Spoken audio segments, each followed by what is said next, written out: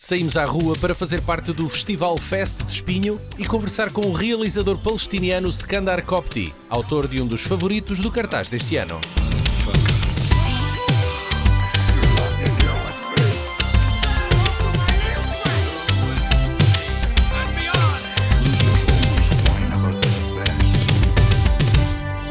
Olá, Paulo. Olá, Daniel. Bem-vindo aqui ao FEST Espinho. Bem-vindo.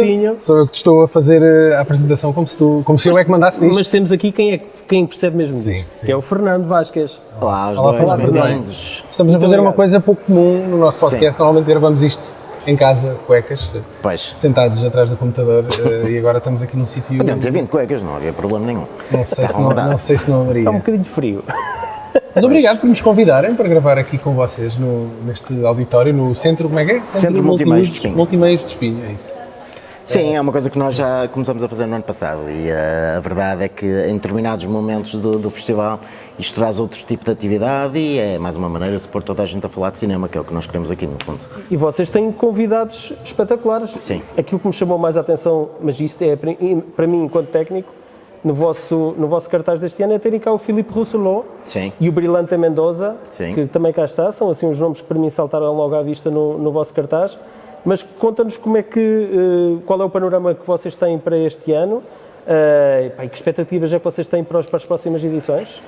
Ora bem, então, explicando um bocadinho das perspectivas deste ano, nós este ano temos mais uma vez um programa extremamente intenso, tanto a nível de exibição de filmes propriamente ditos, como a nível de atividades de treinos, workshops, as masterclass, etc. Temos aqui um conjunto de convidados de luxo, já mencionaste aqui o Brilhante Mendonça, que é alguém que já há muito tempo queríamos trazer, ele é uma figura absolutamente essencial do cinema asiático contemporâneo, e é um prazer finalmente ter conseguido trazê-lo até aqui.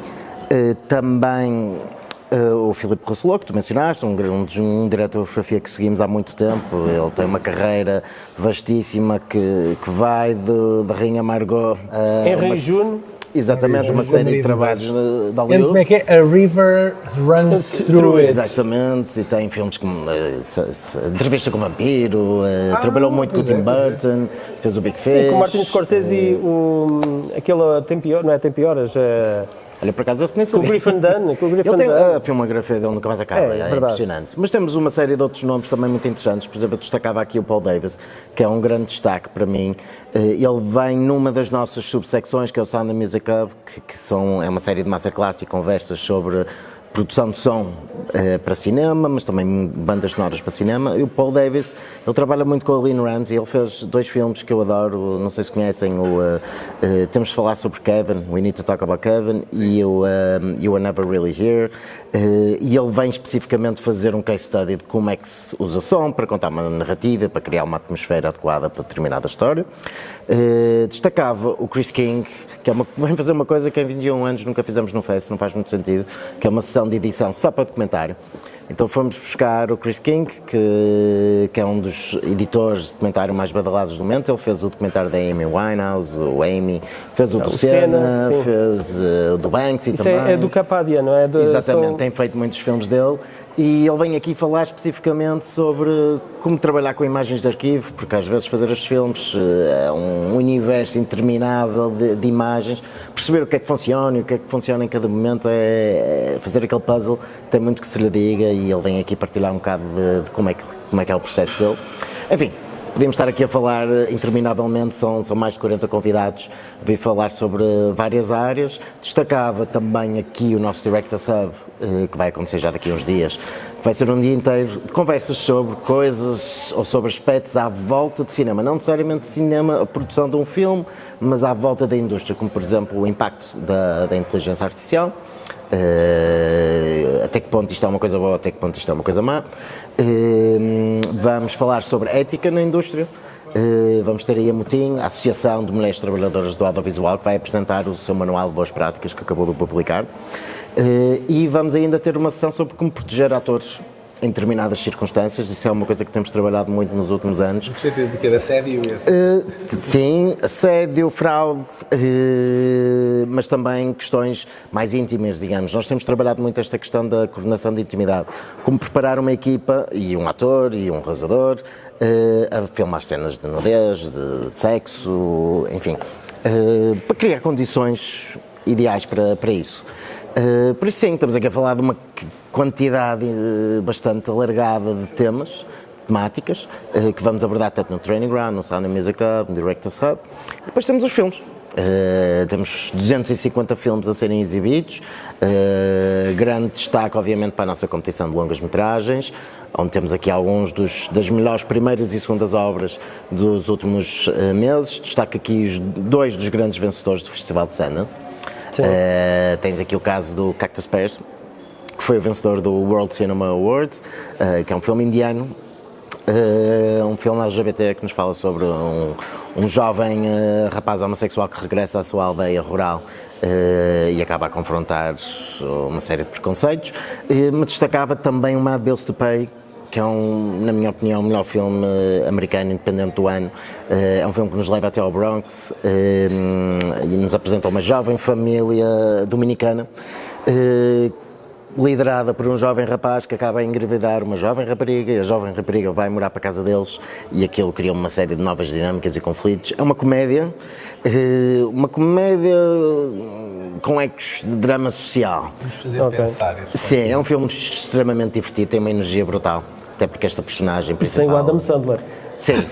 Isto é uma personagem central fantástica. E sim, enfim, temos uma série de filmes, um foco na Geórgia, é uma das grandes apostas do momento. Também o cinema da Geórgia é das filmografias mais interessantes nesta fase. E destaque para o nosso Grande Prémio Nacional, até tem ali o que nós chamamos o GPN Wall, com os filmes que vão estar em exibição. E temos aqui o primeiro filme do Luís Filipe Borges, por exemplo, o First Date, que vai ter aqui a sua estreia nacional. Temos, por exemplo, o caso, agora estou aqui a olhar para os cartazes, o Arriba Beach, que é um caso muito curioso. O Arriba Beach é um thriller erótico, que sinceramente não é muito comum no nosso cinema, ainda para mais realizado por um realizador indiano radicado em Portugal, com a Inês Herédia, que vão estar todos aí. É um filme muito divulgado. É um espaço de convívio em que os convidados podem interagir com o público pode interagir com os convidados. É um espaço aqui de partilha, basicamente o FEST. Ainda há espaço para progredir mais nas próximas edições? Olha, nós nos últimos anos criamos uma série de secções novas, como é o caso do Music Walk With Me, onde trazemos músicos que vêm aí mostrar o seu trabalho para depois tentar encontrarem-se cara a cara com produtores e realizadores e potencialmente trabalharem na produção de bandas sonoras. Isso é uma coisa nova, começou há 3 anos atrás e leva-nos para um universo tão grande e tão diferente daquilo que nós fazemos, que o nosso foco agora é conseguir fazer isso progressivamente melhor, de forma melhor. Por isso, trazer coisas novas neste momento é difícil, porque já estamos a fazer tanta coisa, o nosso programa já é tão intenso. Aliás, este ano já aumentamos um dia exatamente para desanuviar um bocadinho o programa, porque as pessoas não conseguem estar em todo lado ao mesmo tempo. Por isso, assim, ideias radicalmente novas. Para já criamos uns aninhos de estabilidade a nível conceptual e focar em fazer as coisas sempre progressivamente melhores. Muito bem. Eu gosto do nome do vosso prémio, é o Lince... Lince de ouro, tens o Lince de ouro e o Lince de prata, para as curtas metragens e para as longas. Falaste aí numa série de filmes que vocês vão ter em exibição. Sim. Hoje é segunda-feira, estamos a gravar isto na segunda-feira, dia 23. Exato. Mas ontem já tiveram um filme de abertura. Sim. O filme Happy Holidays, do realizador Scandar Copti. Nós vamos falar com ele já a seguir. Ótimo. Mas eu queria saber se tu gostaste do filme e como é que foi a projeção. Claro que sim, olha, foi ótimo, a sala cheia, por isso tudo que tem a sala cheia é bom. Ainda para mais tivemos um Q&A, uma conversa a seguir ao filme muito interessante, que também se estendeu por mais de 45 minutos. Ora bem, este é um filme palestiniano que assume inevitavelmente um relevo muito importante nesta fase, apesar de ser um filme que nos conta uma história também universal. Isto é a história de uma família com todos os confrontos entre tradição e modernidade, habitual em qualquer família, que todos nós nos podemos reconhecer, mas obviamente naquele contexto extremamente agressivo para uma família árabe. Ter um filme do Scandar aqui, para nós é muito especial. O Scandar é alguém que já vem ao FEST há muitos anos. Ele vem frequentemente fazer um workshop para treinar realizadores a trabalhar com atores não profissionais. Porque porque ele trabalha sempre com pessoas reais. Por exemplo, no filme, os médicos são verdadeiros médicos, os agentes imobiliários são mesmo agentes imobiliários, ganham um realismo, exato, muito mais genuíno. Por isso, para nós, vale muito ter este filme por 1001 razões. E ainda para mais, a audiência adorou. E não, ontem à noite na festa não se falava de outra coisa senão do filme e assim, é isso que nós queremos. Foi um bom mote para o que vem aí até dia 29. Ok. Obrigado, Fernando. Obrigado. Obrigado nós pela vossa vinda. Estamos muito curiosos para acompanhar o resto da semana no festival. Exatamente. E agora vamos falar com o Scandar para ele nos contar tudo sobre esse filme tão bem recebido aqui no festival. Ótimo. في ناس انفرحة هون. واو بهبل. كاس ليلى وهاني ارفعوا تشيرز الله العقبة للمعوزين. قريبا إن شاء الله. زك وفيف. When we were invited to do a live podcast inside FEST festival and we start looking for potential guests, our attention immediately turned to Scandar Copti, an Oscar nominee director who was presenting his second feature-length picture right here in Espinho. But upon closer look, interviewing a Palestinian movie director about an Arab family living in Israel, dealing with a series of sensitive topics, and especially at this very moment in time, I have to admit, it did make me nervous. To which my friend Paulo responded, nah, should be fine. But Happy Holidays, the movie that brings us here, is much more than that. And hopefully Scandar will prove it. Thank you for joining us. Thank you for having me. My first question, it's a request actually. It's for you to make us a little bio about your life and how did you become a filmmaker? Oof. Yeah, I mean... Two or three lines, yeah. if it's possible. No, I come from a city, a town or a city which is one of the oldest in the world. It's called Jaffa. You probably heard about it. It's a port city. I grew up in a tiny neighborhood called Ajami, which was the subject for my first film. And then I went to an engineering career. I studied mechanical engineering for 4 years, and somehow I knew that I don't want to do it. Started working as a waiter and a cook and making short films, and here I am now teaching film at NYU Abu Dhabi. First of all, I like your film very much. I watched it last night. And in many ways, when I was watching it, I thought to myself, this could be a Portuguese family. The traditions, culturally, there's many things similar to a Portuguese family. But at one point, things got different from what we are used to in Portugal. So my question to you is, are the family values very important to you in your films? I think the question of values in general, yes, not only family values, are a very important question to us, human being, you know? Yeah. We have to start looking into their origins. Now, usually values are things that we breastfeed on. We inherit from the people we love the most, right? We inherit them from our families. We inherit them, or we are trained to live by them, by every person that we trust, every person that we love, and every person that we think has the authority and the knowledge. And that's very, very dangerous. And we do it for many reasons. One of the reasons is that we are social creatures, and we have this instinct that we need to belong to a bigger group, to a bigger supporter group that shares the same values as us, regardless of what the values are. And what's funny about values is that they can shift and change overnight if the authority, if the same person that you trust says these are no longer the values. Take 400 years of slavery. For 400 years, every white dude, every white woman in the US thought that they should enslave Africans. And then overnight, an authorita says, and they quickly adjusted as well. Quickly unlearned and adjusted. So there is a big responsibility, you know, that funnily falls on the people that think, or, you know, the leaders or the authorities that think that that are, you know, sustaining and maintaining those values to serve them. Now, some things are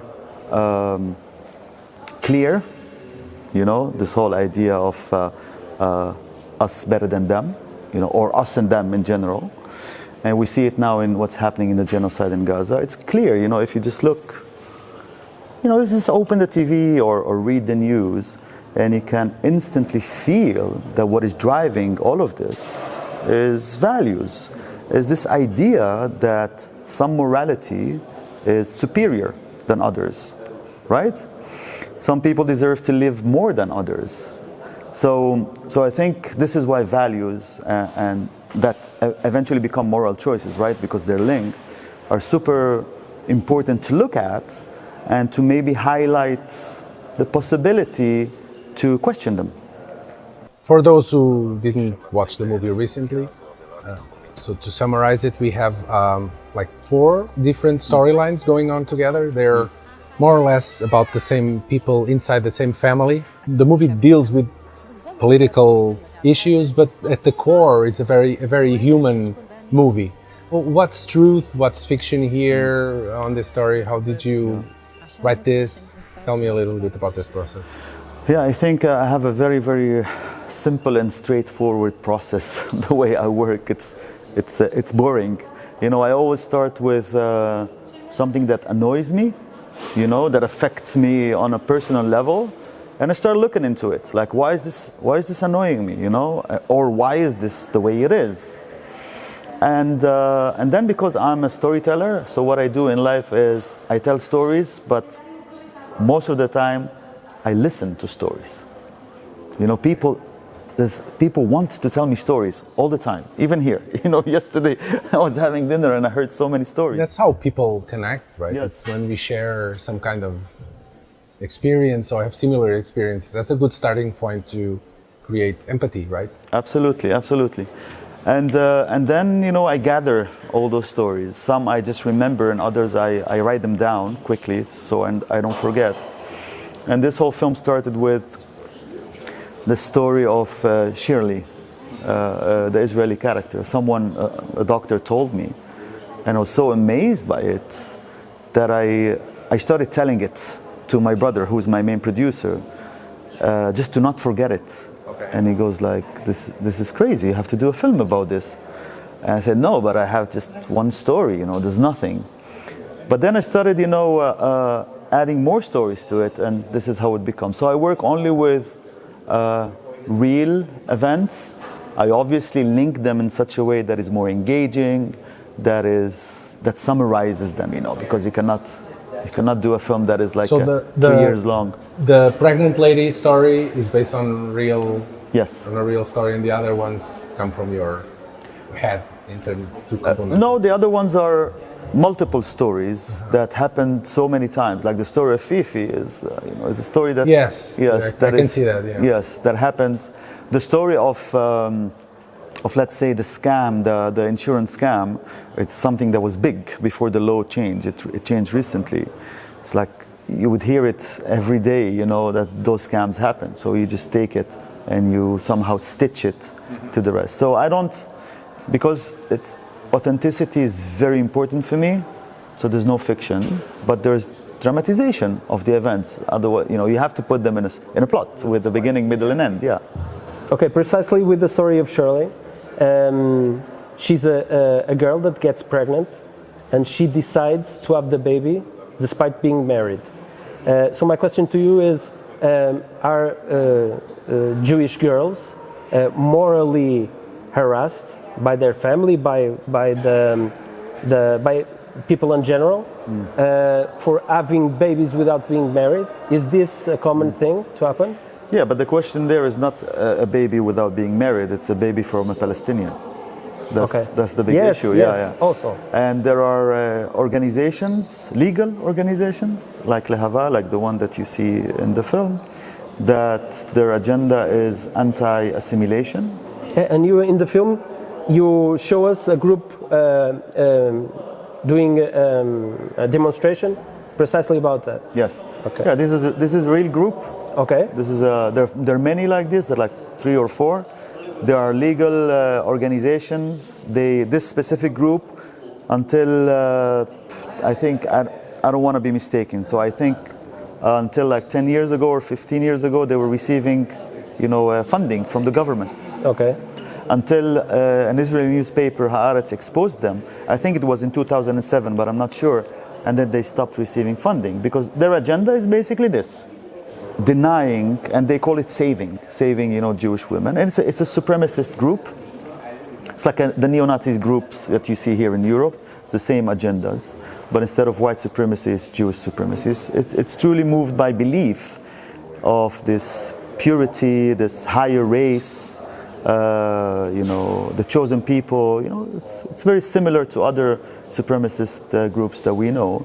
So yeah, it's real. So they don't want to crossbreed races, or but how is if a Palestinian girl falls in love with Israeli, or between a Jewish or a non-Jewish, and vice versa, how do they solve the problem? Society, how does society now looks at them?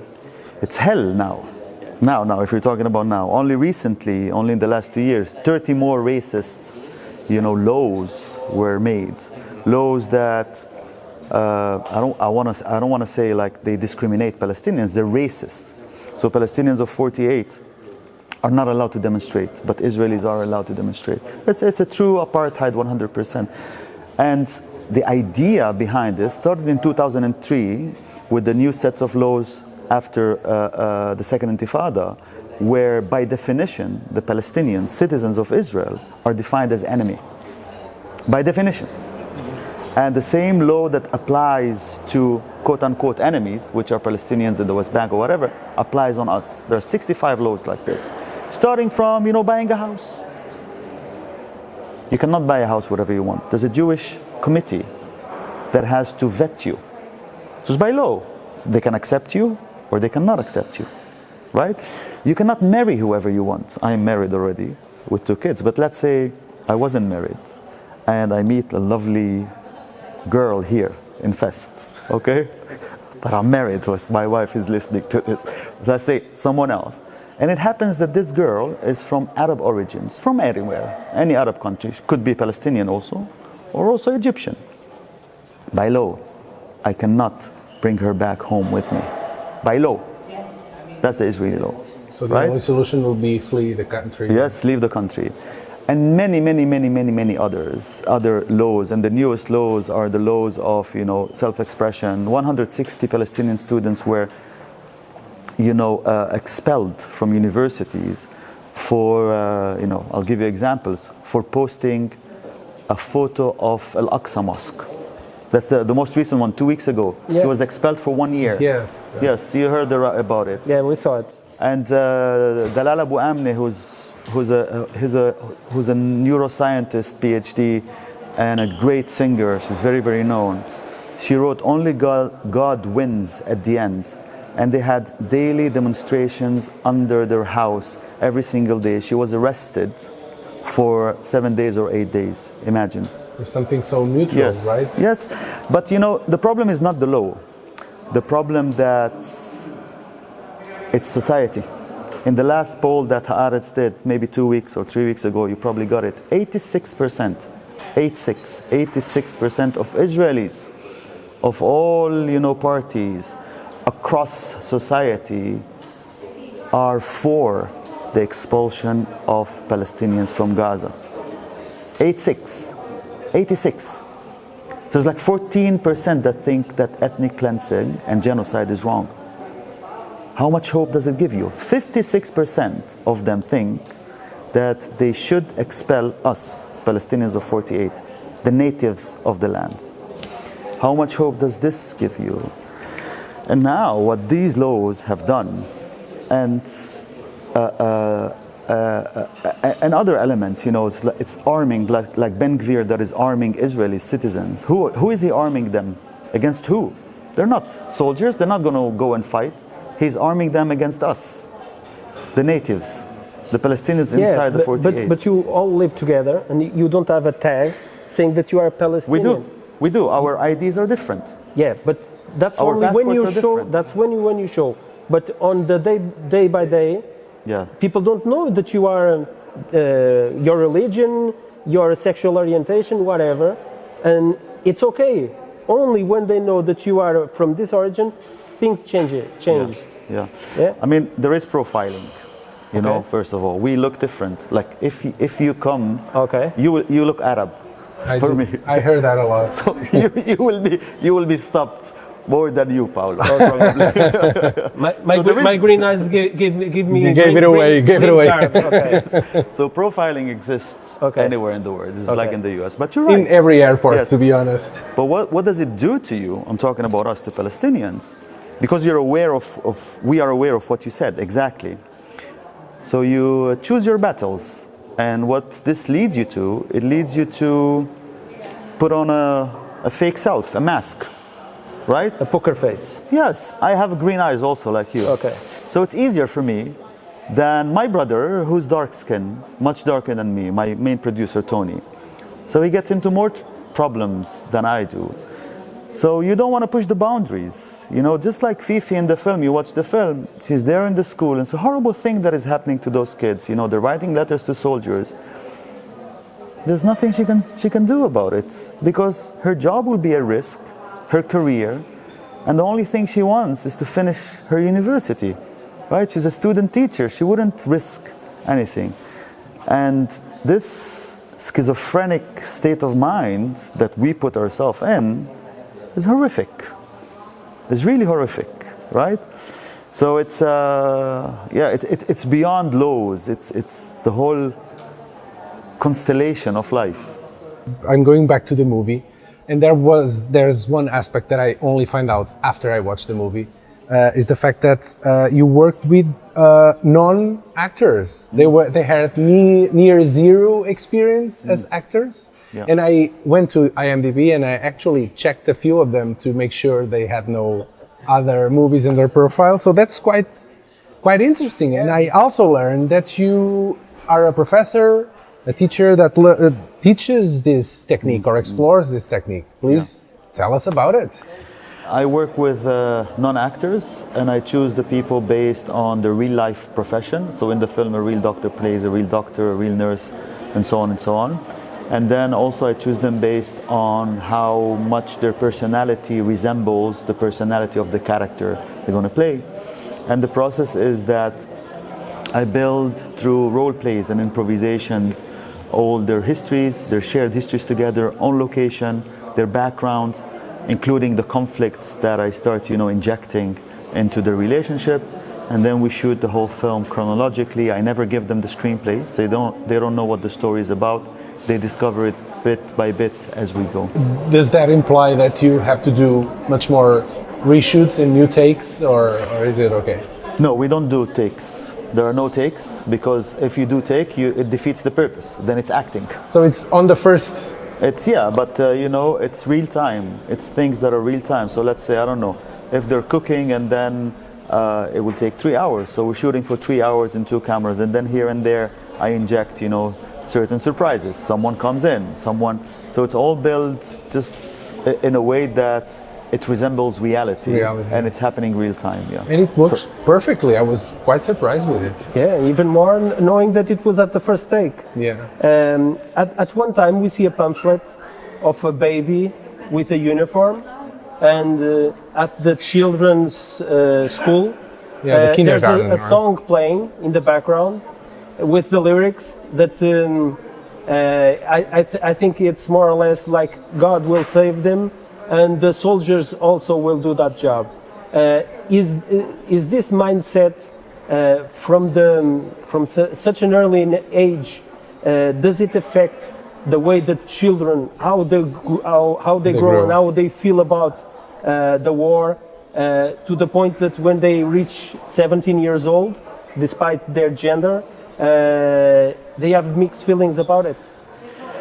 Yes, I think we all know that indoctrination is very, very powerful, and it's a major part of Zionism.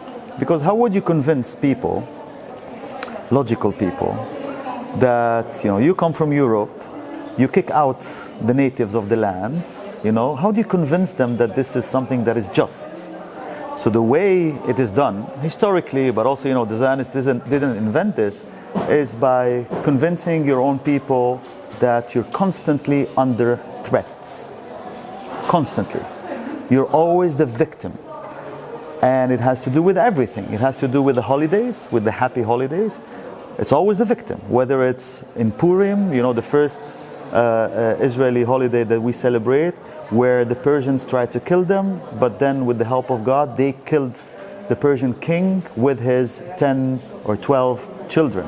And then it's Passover that we also celebrate in the film, where the Pharaonites tried to kill the Israelites, but God, you remember, he punished the Pharaonites, and then when they crossed the Red Sea, he killed all their army.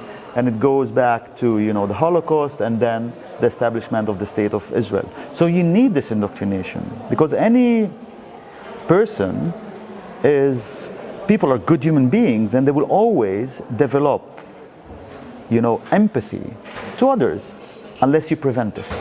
And they are preventing this through all those, the curriculum that they have, glorifying war, but on the same time, acting as a victim. Right now, in the genocide in Gaza, and even attacking Iran, they are the victim. That's a pretty good excuse to harm someone else. Yes. Because they are defending. Have you felt the pressure of doing films with such a political point of view? No, I think, I cannot separate my life, even my social life, even my culture from, the state that we're living in, because it's not political in the sense that it doesn't affect the rest of our lives. It does. It does affect everything, our mental well-being, our freedom of movement, where we can go and where we cannot go. So, and I do films for this reason, to highlight issues that maybe people are not aware of. And the only pressure I have is from me, that I don't have time to do more films and talk about many more things.